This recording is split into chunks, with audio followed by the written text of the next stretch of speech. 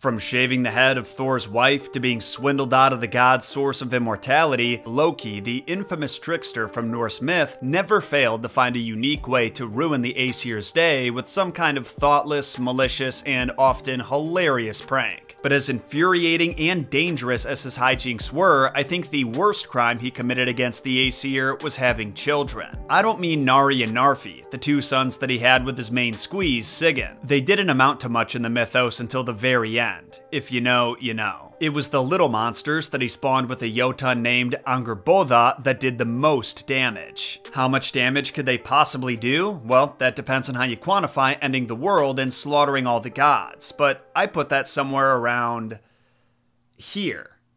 This much damage. But of course, Odin brought that trouble on himself when he demanded Loki's Jotun children be brought to Asgard and proceeded to banish them all to the ends of the earth and beyond. Today, we'll be diving more into that story and the destruction they caused throughout the 9 realms. And I want to give you a heads up that you're going to see lots of footage from previous videos where I gave the spotlight to each individual character. But rest assured, I'm not just recycling my trash here.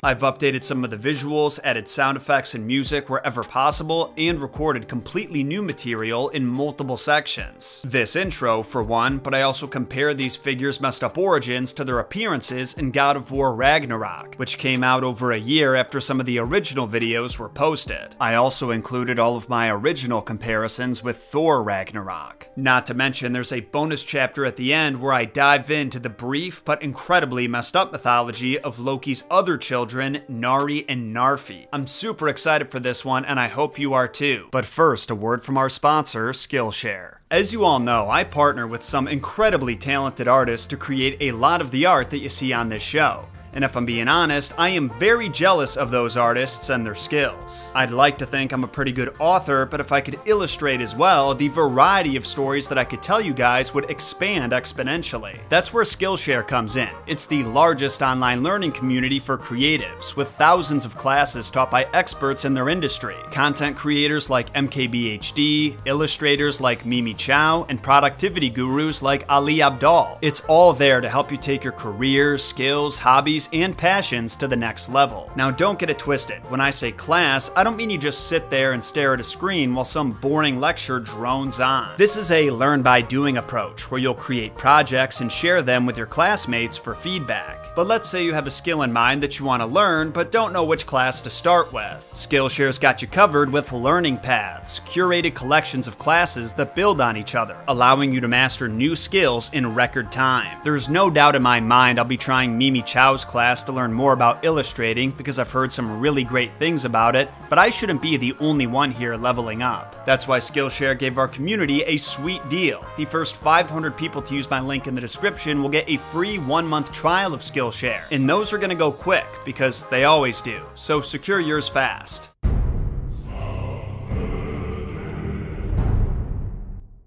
Just like every other episode of Norse Mythology Explained, you can find all the information we're covering today in 2 books. The first is called the Prose Edda, and it was written by an Icelandic poet named Snorri Sturluson around 1200 AD. Snorri's writings were heavily influenced by Christianity, but to this day, the Prose Edda is the most informative resource we have about Norse mythology. Its only competitor is our other source for today, the Poetic Edda, a collection of works crafted by Norse poets who will remain forever nameless because they didn't bother to write anything down themselves. So depending on who you are and what sounds you like to make with your mouth, you may also know Fenrir as Fenris Wolf, a name that stems from his Old Norse name, Fenris Ulfr. According to Old Norse specialist Jackson Crawford, Fenris Ulfr translates to the Wolf of Fenrir. However, in true Norse fashion, Fenrir also has 2 additional epithets, Hrothvitnir, which means famous monster, and Vanagandr, monster of the Van, a name that'll make more sense later in this video. Now, the firstborn of Loki's bastards was Fenrir, and he was the only one who the Aesir gods permitted to stay in Asgard. Why did they make an exception? To this day, experts still have no idea. Some have theorized that it's because Odin has a special connection with wolves and in fact has 2 of his own. Their names are Geri and Freki, which translate to greedy and hungry, and they sit by Odin at the dinner table where he feeds them his scraps because he survives on wine and wine alone. Listen, buddy, I know you like that idea, but I can't survive on just wine. I'm sorry. Anyway, that is just a theory, and unfortunately the real explanation for why he was raised there will most definitely remain a mystery to us. That being said, we do know the story behind Fenrir's excommunication from Asgard, so let's break it down. So as you might expect, the myth that details the binding and abandonment of Fenrir can be found in one of our two major resources for Norse mythology, the Prose Edda by Snorri Sturluson, specifically in the section called Gylfaginning. When the three kings, High, Justice High, and Third, who are all really Odin in disguise, explain the origins of Loki's children to King Gylfi, like I just did for you last section, they spend the most time detailing the Aesir's experience with Fenrir. Like I said, they raised him in Asgard for a time, but it wasn't long before they started to worry about his size and strength. It seemed like every day Fenrir was getting bigger and stronger, and given that they knew about the prophecy that said he would cause them great pain and suffering at Ragnarok, they agreed the best course of action would be to tie him up somewhere and abandon him. Now if you're like me, you're probably thinking, or that's the best way to make sure he comes back for you with a vengeance. But that's what's so interesting about the Norse gods. They're just as flawed as humans and make as many mistakes as we do. So one day, a group of Aesir approach Fenrir and suggest playing a little game. They'll bind him up in chains, and if he's strong enough to break them, he'll gain fame and renown across the 9 realms. That sounded like a pretty sweet deal to Fenrir, who was confident in his abilities, so they chained him up with a restraint called lading, and he shattered it without breaking a pant. You know, because dogs don't sweat. Soon after this, they tried a second restraint on Fenrir. This one was called Dromi and was 1/2 stronger than lading. Once again, they told the famous monster that breaking this chain would make him even more famous, and while he was hesitant, he figured he'd grown enough since last time they played that he could get out of it. Lo and behold, Fenrir was right. He broke Dromi just as easily as he did lading, and this led to the creation of Norse proverbs, like dash out of Dromi and get loose out of lading, which were used when someone accomplished something extremely difficult. Well, at this point, the Aesir realized they were in some deep shit if they couldn't find a way to keep Fenrir at bay, so they went to some dwarves in Svartalfheim and asked them to make a fetter that was truly unbreakable, which they did using 6 ingredients. The footsteps of a cat, the beard of a woman, the roots of a mountain, the sinews of a bear, the breath of a fish, and the saliva of birds. And as you may have figured out, none of these things actually exist in nature, and that's what gave the new fetter, called Gleipnir, its strength. The Aesir then took Fenrir to an island called Lyngvi, which was surrounded by the lake Emsvartner, and told him that if he could break their new restraint, his fame would grow 10-fold. But he was starting to have his doubts, because this new restraint wasn't your typical chain. It was a smooth silk band, and Fenrir knew this would either be an easy task that wouldn't gain him any fame, or the Aesir were setting him up with something that was deceptively difficult, maybe even impossible. Either way, he wasn't interested. It wasn't until the Aesir started calling him a coward and his pride was put on the line that he finally consented, but only under the condition that one of the gods would put their hand in his mouth as insurance. Well, of course, they were not a fan of that idea, especially when you consider what they were planning, but someone had to step up for the good of their race, and that someone was Tyr, who you can think of as one of the Norse gods of war. Tyr also just so happened to be the only one of the Aesir brave enough to feed Fenrir as he grew, so it's no surprise that he was the one who volunteered. He placed his hand in the monster's mouth as they tied the silk band around him. Then, as Fenrir tried to break free, he found that it was not only impossible, but the more he struggled, the stronger the silken bands got. As the anger and frustration came over Fenrir's face, the Aesir started to laugh, and when they knew he was never going to succeed, they laughed even more. The only one of them who kept a straight face was Tyr, whose right hand was bitten clean off. After they recovered from that big barrel of laughs that included one of their own being dismembered, the Aesir tied the restraint around some massive boulders which they buried deep in the earth to ensure the hound would never escape. And while Fenrir continued to put up as much of a fight as he could, one of the gods shoved a sword into his mouth so that it would permanently stay open. This made an immense amount of saliva pour from his mouth and formed the river Van, the source of the nickname I mentioned last section. And it was in this place, on the island of Lyngvi, that Fenrir would stay until the dawn of Ragnarok, when all the bindings in the world, including his, would be destroyed.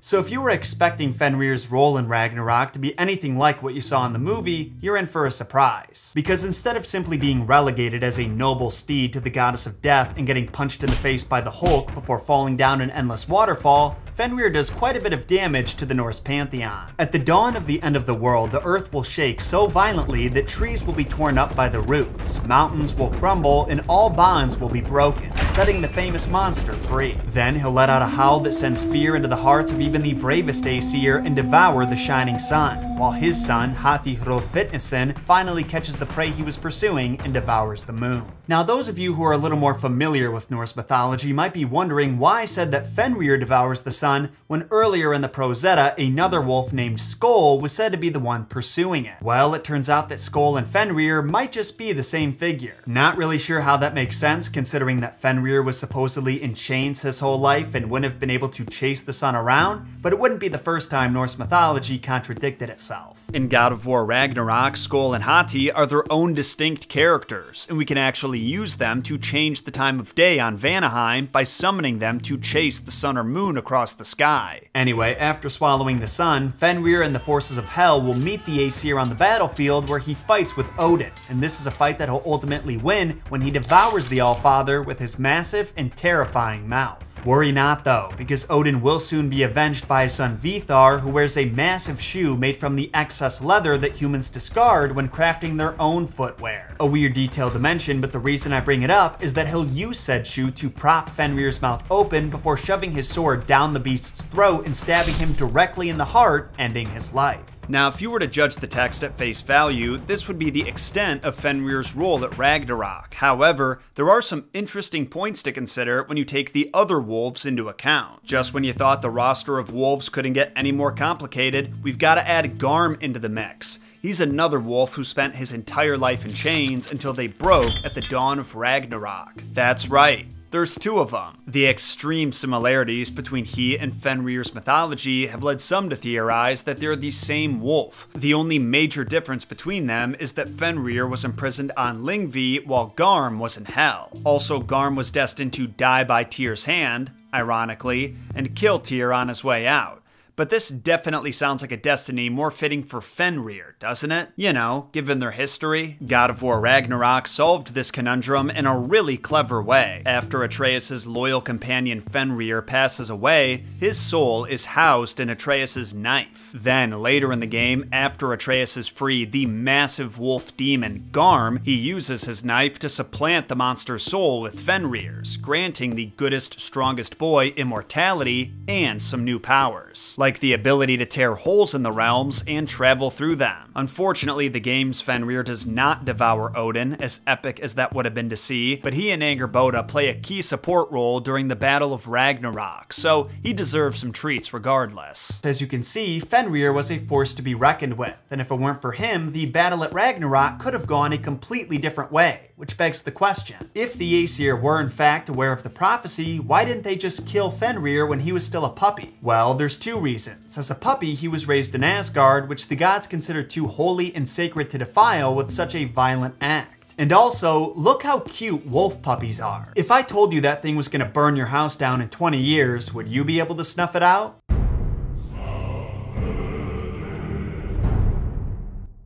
You're going to hell when you die. No, I'm not talking about HE double hockey sticks or whatever you may have called it so you didn't get in trouble around your parents and teachers. I'm actually referring to HE single hockey stick. I know, it's a subtle difference, but it speaks volumes. Because one of those is the Christian idea of the afterlife, where people who've committed horrible sins, like wearing clothes made of two different materials or having pelican for lunch, are lit on fire. The other one is the Norse idea of the afterlife that pretty much everybody goes to and can actually be a party if you're a big enough deal. It's run by a deity of the same name, Hel, and today we're going to learn all about her.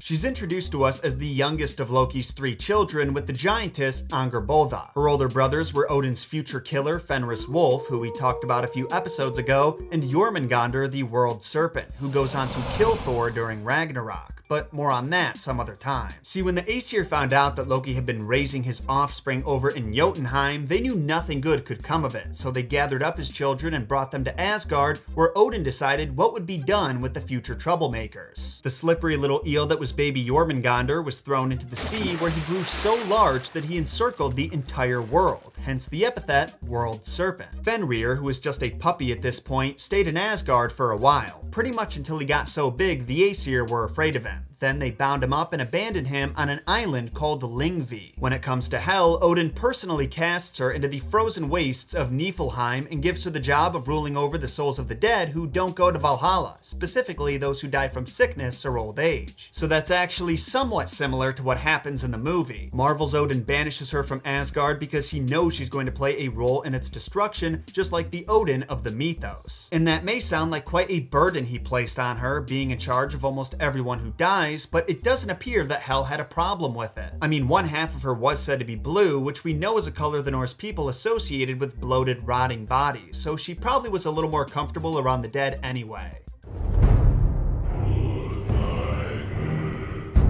So let's talk about Hel's kingdom for a second. What was it like, and what exactly did she do there? Well, what we know for sure is that Hel had the hookup. She got to live in a great big mansion with high walls and sturdy gates. That hall was called Eliudnir, her table was called Famine, her knife Starvation, her threshold the Stumbling Block, and her bed was called Care or Sick Bed. She also had two servants, a man and woman whose names are Ganglati and Ganglot, which both mean sloth or lazy walker. Hel and her servants took care of the dead by assigning them housing, and that's pretty much all we know, actually. I'll be honest with you guys, it's not exactly clear what the Norse people believed about the afterlife, specifically Hel. The place, not the person. I'm gonna call it Helheim just to distinguish between the two, but you should know that it's just called Hel in the mythos. Makes for some confusing poems where we can't be sure whether the place or person is being referred to, but that's Norse mythology for ya. Anyway, the reason it's so hard to nail down exactly what they believed about it is because half our information comes from Snorri, who not only contradicts himself multiple times throughout the Prose Edda, but was also influenced by Christianity and tried to harmonize the two belief systems. For example, in the chapter about Loki's children, we're specifically told that Hel receives those who die of sickness and old age, but an earlier chapter about Odin says that wicked people are sent to Hel and from her go to Niflhel. So to me it sounds like Snorri's going for the best of both worlds here. There's the old and sick who died in ways the Norse people may not have found respectable, and then the wicked who the Christians believed would be punished after they died, hence going to Hel, then down into Niflhel. An additional layer of confusion can be added when you consider Norse expert John Lindau's theory that the oldest of Norse texts, those written prior to the Prose Edda, like the Viking sagas and some poems, clearly refer to Hel as just a place, and that the word originally just meant grave and later became personified. This could also explain why the concept of Hel as a place, what it's like, where it's located, and how to get there is so unclear. Originally, it just meant grave, but somewhere down the line, it became an entire world of its own, and this world was probably described differently depending on where, when, and who you asked. So in addition to trying to harmonize Norse beliefs with Christianity, Snorri also had to harmonize them with each other, and naturally this would lead to the Prose Edda contradicting itself sometimes, which we know it does. All we can really do is take these stories at face value and come up with ways to rationalize the contradictions as we go. With that in mind, if you want to be thrown off even more, there's a poem called Vafthrûdnismal in the Poetic Edda, where a wise giant says he's been to the 9 realms beneath Helheim where the dead go after Helheim, and what he means is anybody's guess. Like, is he referring to the various halls such as Valhalla, where the bravest warriors train to fight alongside Odin at Ragnarok? Because there are goddesses who have their own realms for people who die under different circumstances. For example, Freya has a field called Folkvangr where she receives the other half of warriors who die in battle. Ran is a water goddess who rules over the realm of drowned sailors at the bottom of the sea, and Gefjon is a goddess who oversees those who die as virgins. It's impossible to say whether or not that's what he means, though I'm leaning towards not, but there aren't any other poems or stories that mention the 9 worlds the dead go to. I would say one of the few things that's clear about Helheim is that while it may not be glorious like Valhalla, it's not a place where people go to be punished, and you'll see exactly why in the next section.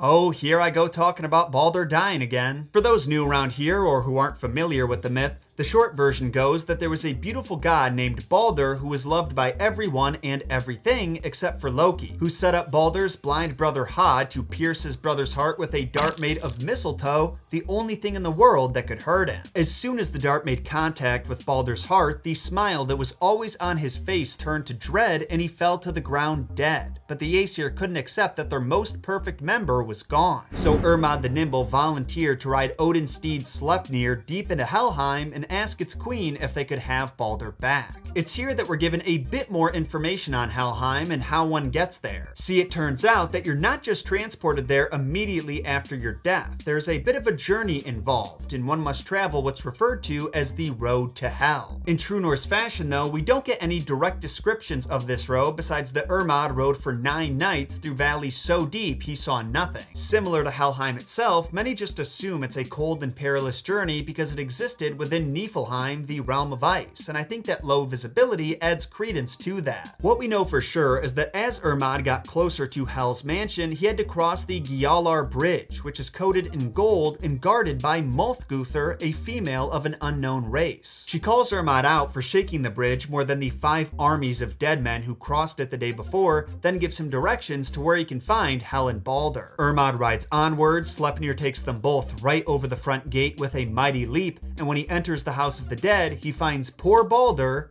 actually having a pretty good time. It turns out Hel knew the perfect one was coming, so she made some arrangements, had some mead crafted, prepared some fine food, and gave Balder the head seat at the table. So since there obviously wasn't much of a need to be urgent, Hermod partied with Balder all night. And this is what I mean when I say Helheim wasn't necessarily a bad place. I mean, sure, Balder is one special dead guy, so maybe that's why he was treated so well, but so was his wife, and there were plenty of other guests there too. The interpretation that I like best describes Helheim in neutral terms, saying that because we see dead folks engaging in similar activities as the living, it may mean that death wasn't the end of life to the Norse people, but rather a continuation of it somewhere else. Anyway, the morning after the celebration, Hermod humbly approaches the queen and asks her if Balder can pretty please go back to Asgard because everyone's real sad about his death, and Hel responds that she'll only let him go if the Aesir get word from everything on the planet that it cries for Balder. But if they get back even one no, then he'd belong to Helheim forever. It wasn't an easy request, but for a while the Aesir had hope. They weren't the only ones who appreciated Balder's beauty, and everyone they talked to said they would cry for him. Everyone except for a giantess named Thok, who many believe was Loki in disguise. Thok said good riddance to Balder and that he should stay in Helheim where he belongs, and to the overwhelming disappointment of the Aesir, he did.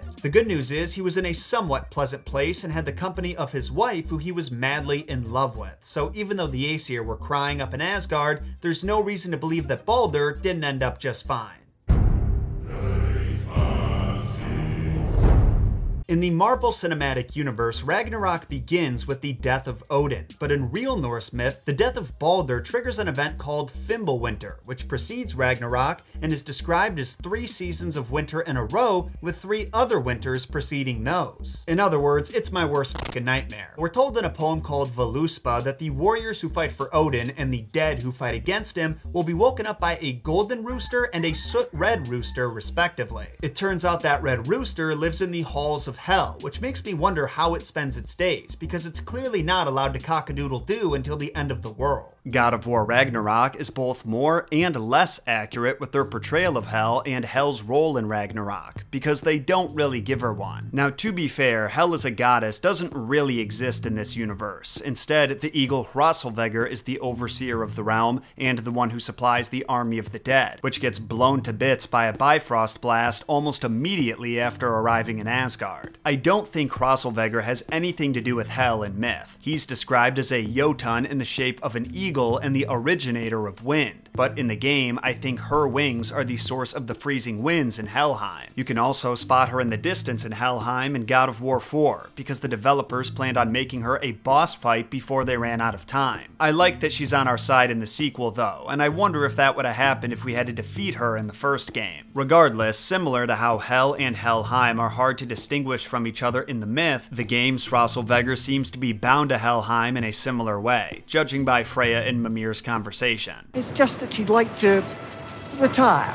Retire? Hel's eagle wants to retire? Can she even do that? Not he. Hell? Apparently so.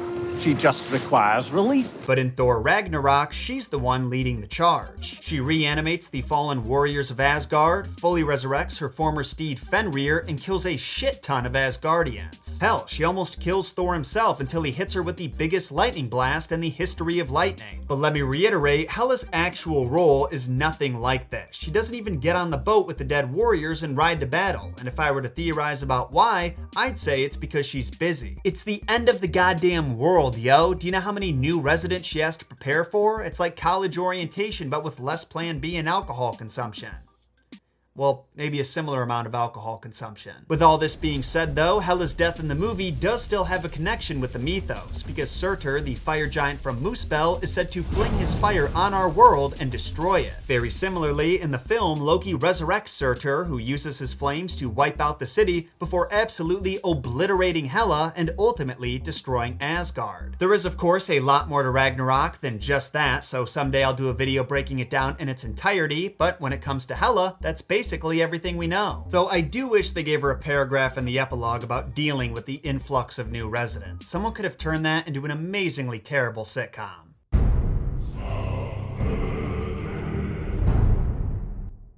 As we've established, the Aesir were not happy to learn that Loki had been siring children without their knowledge, and by sticking it to a giant no less. So in true Aesir fashion, they completely overreacted by banishing each of them. Jormungandr, whose name translates to huge or mighty monster, was tossed haphazardly into the deep sea that surrounds all lands. While this decision allowed the Aesir to put off dealing with Jormungandr for now, residing in the ocean allowed him to eat as much of whatever he wanted, and the unrestrained serpent was allowed to grow to his full potential. He came to be so large that he could encircle the entire earth and bite the end of his own tail. Then, from that point onward, he earned himself another terrifying epithet, Midgard Sormr, which roughly translates to Midgard Serpent.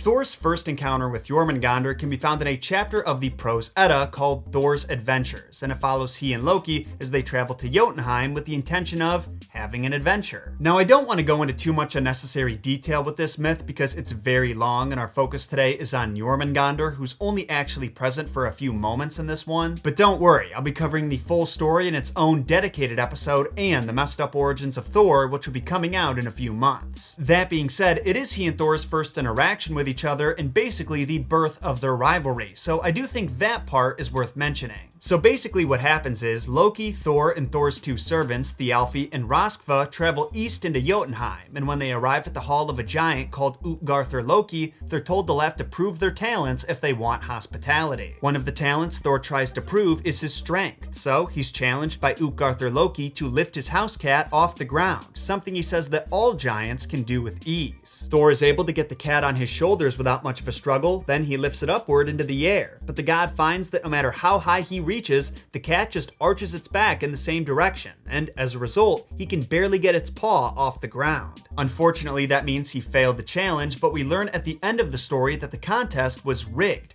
That wasn't actually a cat that Thor was trying to lift. Utgarthur Loki had used powerful magic to create that illusion, but in reality, Thor was holding the world's serpent. In fact, when the cat's paw was no longer on the ground, Utgarthur Loki and his boys got a little freaked out because for the first time since it matured, the world's serpent couldn't reach its own tail. Now, even though Thor was happy to learn that he wasn't too weak to pick up a cat, he was still furious about being tricked, so he immediately grabbed hold of Mjolnir and swung it right at Utgarthur Loki's face. Much to his frustration though, by the time he would have made contact, the giant had already vanished into thin air, so the trio had no choice but to return to Asgard with their heads hanging in defeat. Now, our next story, which is about Thor's second and final encounter with Jormungandr before they fight at Ragnarok, can go down in one of two ways depending on the source. If you pick up where we left off last section and continue reading the Prose Edda, you'll learn that being tricked by the giants left a bad taste in Thor's mouth, and he wanted to have another adventure right away to cleanse his palate. However, the poetic version of the story, called Heimskvida, which translates to Hymir's poem, has a completely different setup. It opens with the Aesir gods returning from a hunting expedition expedition and desperately wanting something to drink. They use blood magic to learn that the giant Aegir, who personifies the sea, has a big collection of cauldrons, so Thor heads over to his abode and orders him to make them some brew. Now Aegir doesn't appreciate being bossed around like that, so to make Thor earn it, he tells him he has to find a big enough cauldron to satisfy the Aesir's thirst. The gods didn't know where they could find such a cauldron, but Tyr, the Norse god of war, pulls Thor aside and tells him that his father, Hymir the Wise, has a huge cauldron that's a mile deep, and they can borrow it if they play a few tricks. So Tyr and Thor promptly left Asgard, dropped off Thor's goats at a lava giant named Egil's house, and traveled to the east of Alivagar near the end of the sky, where Hymir lived. Interestingly, in the Prose Edda's version, Thor travels to Hymir's alone, there's no mention of a cauldron, and the giant's relation to Tyr is never acknowledged, though we can safely assume that it still applies. Back to the Poetic Edda, the first person the pair encounters in Hymir's house is Tyr's grandmother, who's described as ugly with 900 heads.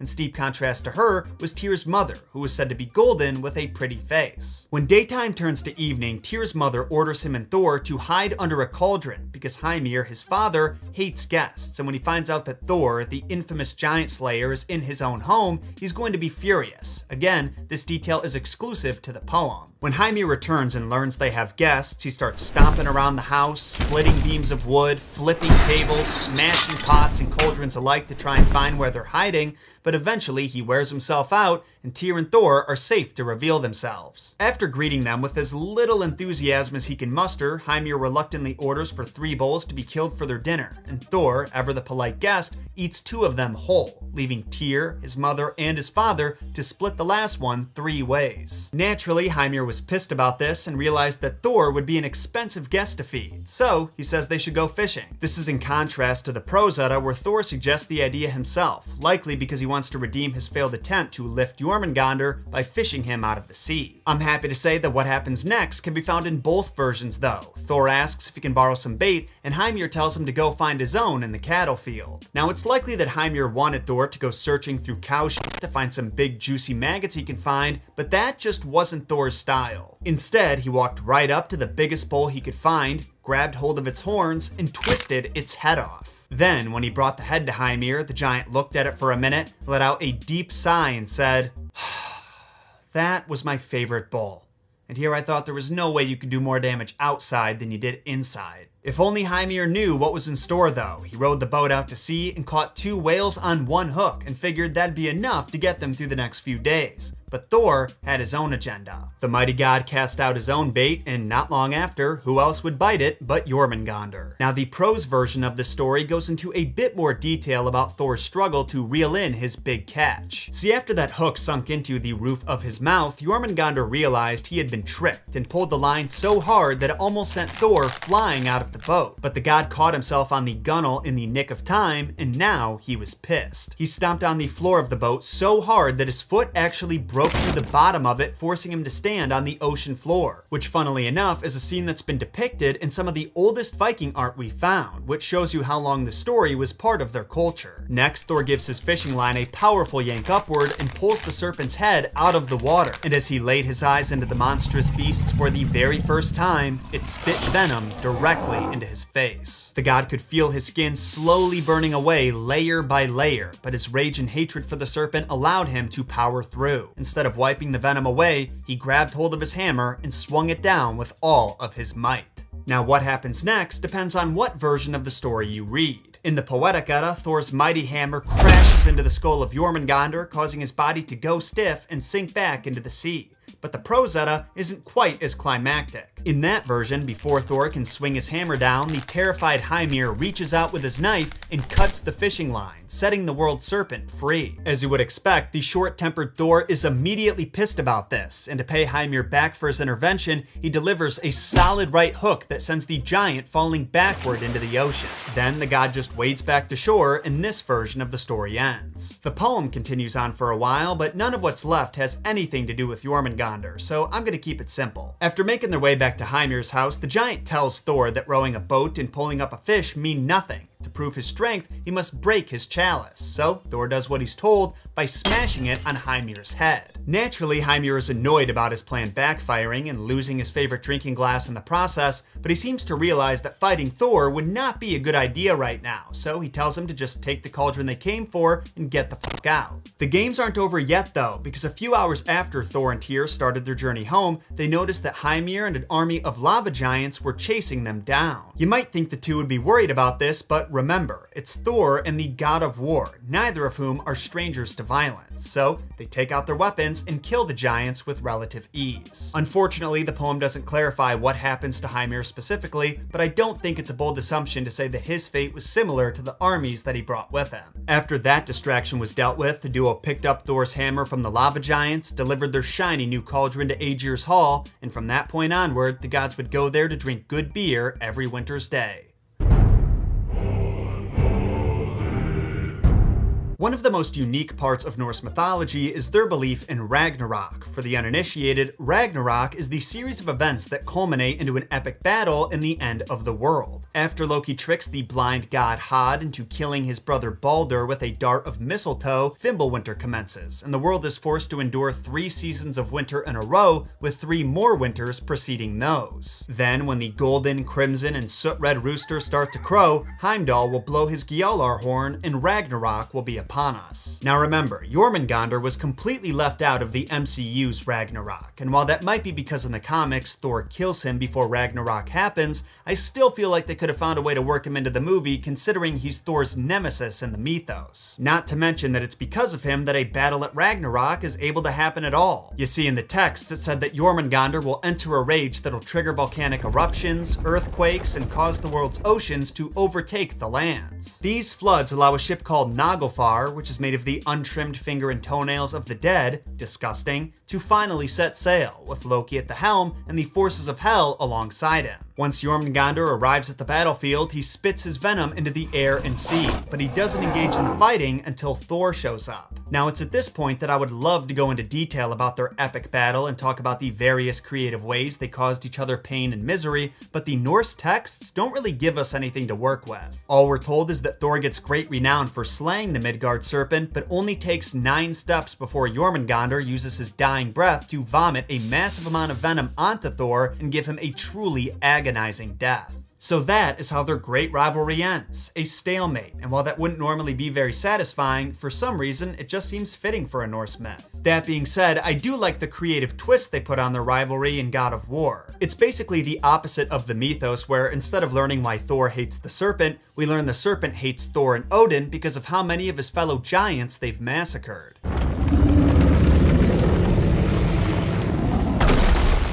Why is he doing that? Odin had that statue made in honor of Thor, and seeing as the world serpent absolutely abhors the fat dauber, he was probably sick of looking at it. Jormungandr eventually gets to take out his rage on those responsible in God of War Ragnarok, though his fight with Thor wasn't as epic as I was hoping. We don't get to witness them having this extensive cinematic battle to the death, rather they just fight in the background of the battle. But at least we finally got to see that long-awaited moment Mimir spoke of in the first game. It is said that when Jormungandr and Thor battle at Ragnarok, their clash so violently shakes the Tree of Life that it splinters, casting the serpent backward through time, even before his own birth. What? That is madness.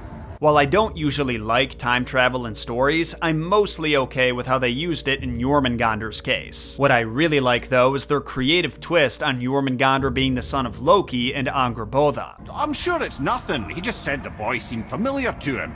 Me? That's impossible. Oh, I quite agree. Unless, perhaps, he refers to something yet to be. Instead of being their biological child, or whatever he is in the myth, he was the soul of a giant that Angrboda and Loki freed and then implanted into a serpent before their confrontation with Grandma Grilla. Also like the myth, this Jormungandr doesn't spend a lot of time with his parents, only instead of Odin throwing him in the ocean, he simply slithers away.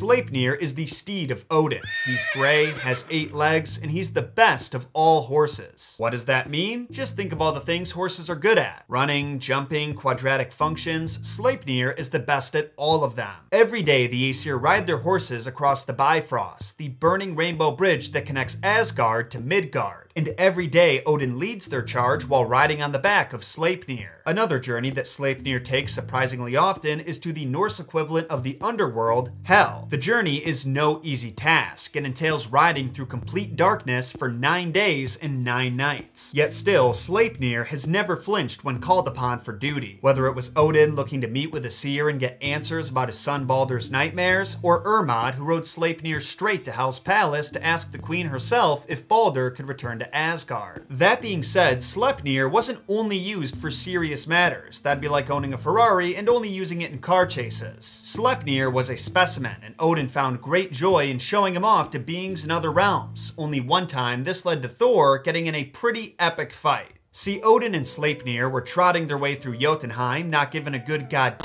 about who saw them, when a giant named Hrungnir called up from below that the Allfather had a magnificent horse. By the way, I say from below because Sleipnir had the power to ride through the air and over the water like it was a hard surface, so he and Odin were essentially flying in midair when Hrungnir called out to them. Only Odin, who just can't take a compliment with class, has to respond by saying, "Yeah, he is a nice horse, and he's probably a lot faster than anything you've got over here in Buttholeheim." Naturally, Hrungnir was not going to take this disrespect, so he summoned his noble steed, Goldfax, whose name I believe inspired the name of Gandalf's horse, Shadowfax. Fortunately, and unsurprisingly, Odin is able to outrun Hrungnir and Goldfax thanks to his trusty mount Sleipnir, but the giant does eventually reach Asgard, where he comes face to face with the God of Thunder himself and is ultimately killed. If you want to hear the rest of that story, check out my episode on the messed up origins of Thor after this episode. In the meantime, brace yourself for the very messed up myth of Sleipnir's birth.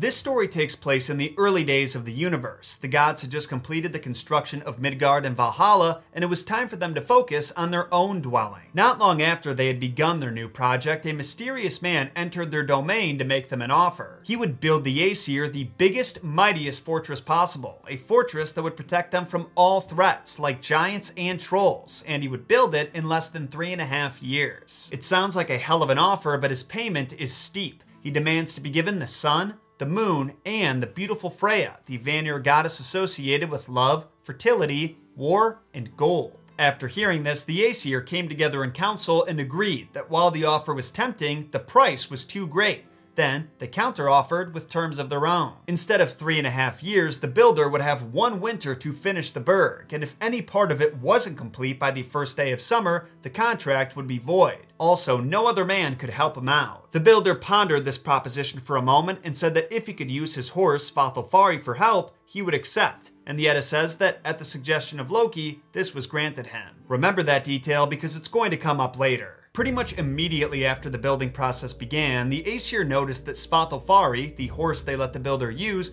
was doing at least 50% more work than the builder himself. They felt like they had been deceived, or some might say, had a taste of their own medicine, and they wanted to sabotage the builder, but their agreement was made in front of witnesses and under oath because the builder knew the Aesir could not be trusted. Another reason for that oath was that Thor wasn't present when the deal was made. He was fighting trolls over in the east, and if he saw the builder when he returned, he might just assume he's an intruder and kill him on sight. So the builder needed a guarantee this wouldn't happen. At this point, we skip a few months into the future toward the end of winter. The burg is standing high and strong and is only a few days away from being finished. The only thing left to add is the front gate, and the gods are shaking in their boots. Once again, they form a council to discuss the situation, and not long after the meeting commences, tempers start to flare. The Aesir are asking each other whose bright idea was this? Why did we make a deal with some random bloke none of us know and risk plunging the heavens into darkness? Not to mention, we're going to lose Freya. That's when they realized this was all Loki's fault. He was the one who insisted the task was impossible and allowed for the builder to use his horse. Well, after blame was found, the solution was simple. The Aesir told Loki that it was up to him to stop the wall from being built, and if he didn't, they would kill him in the most painful way possible. Cut to that evening. The builder and Svartalfari are out on the construction site doing their thing and making a concerning amount of progress on that front gate, when suddenly a real nice looking lady horse emerges from the woods. She had already caught Svadilfari's attention, but when she strutted her stuff and neighed at him, he went wild and broke out of his reins to chase after her. Funnily enough, the builder started chasing after both of them, but it was no use. He pursued them all night without success, and now too much time had been lost for them to finish the build before the first day of summer. The builder did his best to get the job done, but by dawn the next day, he saw his work wasn't going to be completed and said, "You know what? F this." And suddenly he began to grow until he was towering over the Aesir, and his face morphed from an unassuming man's to a hideous giant's. After seeing the builder take his true form and confirm their suspicions, the Aesir considered their contract to be void, so they called up Thor and had him settle the matter once and for all. Then, as the Prose Edda puts it, he came straight away, swung his hammer Mjolnir, and paid the workman his wages, not with the sun and moon, but rather by preventing him from dwelling in Jotunheim. And this was easily done with the first blow of the hammer, which broke his skull into small pieces and sent him down to Niflhel. But now you might be wondering, what happened with Svadilfari? Surely he was innocent in all this and didn't deserve the same punishment as his master, right? That's right. In fact, Svadilfari had the happiest ending of them all. After running a long and tiring race with that beautiful mare, he got laid, and never again did he come in contact with the Aesir. But here's the thing, do you remember how the Aesir told Loki that the wall being built was his fault and it was up to him to stop it? Well, thanks to them all vowing not to get involved, Loki had to find a fix without the giants ever discovering their collusion. So he used his magic to take the form of a beautiful young mare. Yes, it was Loki who distracted Svadilfari, but I'm willing to bet that banging him was not part of the original plan, even though that's what happened. I can totally imagine Loki in his horse form realizing after 10 or so hours of being chased that he once again bit off more than he could chew, and that the only way to get Svadilfari off his back would be to let him mount it. So that's what he did. Loki took a big one for the team, and about 11 months later, he returned to the Aesir. Only he wasn't alone. Trotting alongside him was a young gray foal with 8 feet. It was his son, Sleipnir, and he would grow up to be the best of all horses. What do you think are the odds that Disney ever incorporates that myth into the Marvel Cinematic Universe? Personally, I think a scene where Tom Hiddleston gives birth to a horse is exactly what the next phase of the MCU needs. Not to mention, Disney already kind of pulled a similar gag with a fake female horse in Hercules. But that was back in the 90s, so they're overdue for another one. Seriously though, as you'd imagine, this was not one of Loki's proudest moments. He wasn't prone to letting things get under his skin, but there were a few events in his life that he preferred not to be reminded about, and this was one of them. But it wasn't the only occasion where Loki took the form of a feminine being. There is of course the myth where Thor has to marry the giant and Loki has to disguise himself as a handmaiden, and in the poem called Lokasenna, where Loki roasts all of the gods that are dining in Aegir's Hall, Odin shames the trickster for spending 8 years on Earth, quote, as a cow in milk and as a woman. And you've given birth to children. I call that a pervert's way of living. And if Odin, along with the rest of the Aesir, think less of Loki because of his time spent as a cow and a woman,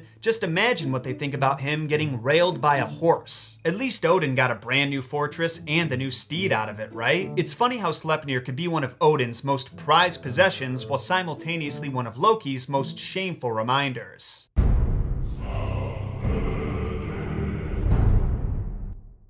Sometime after Baldur's death and Loki's roasting of the Aesir decided they'd finally had enough of Loki's shenanigans and that they were just gonna tie him up and leave him in a cave somewhere until Ragnarok showed up. And while I personally think he totally deserves that, I can't help feeling sorry for his wife Sigyn and their sons. This poor family had nothing to do with Loki's hijinks, nor were they predicted to have any influence over the events of Ragnarok, but their father was an asshole, so they had to pay. First, Loki was forced to watch as his son Narvi was transformed into a wolf and tore his other son, Nari, to shreds. Then the Aesir held him across 3 large stones, used Nari's intestines to tie him down, and suspended a serpent over his face. This serpent would drip venom onto him 1 drop at a time, so his wife Sigyn was charged with holding a bowl over his face to catch the venom. Even still though, the bowl would eventually get full and she would have to dump the venom out. This left Loki's face exposed to the serpent, and every drop that landed caused him to writhe in such agony that earthquakes were felt across the Nordic lands. No matter how hard Loki struggled though, he could never break free until the dawn of Ragnarok. But you already know how that goes. As you can tell, Loki's children had some pretty rough lives. I think Nari and Narvis take the cake, but I'm not exactly jealous of the 3 kids with Angrboda. The one thing we can all agree on though is that Sleipnir got off the easiest.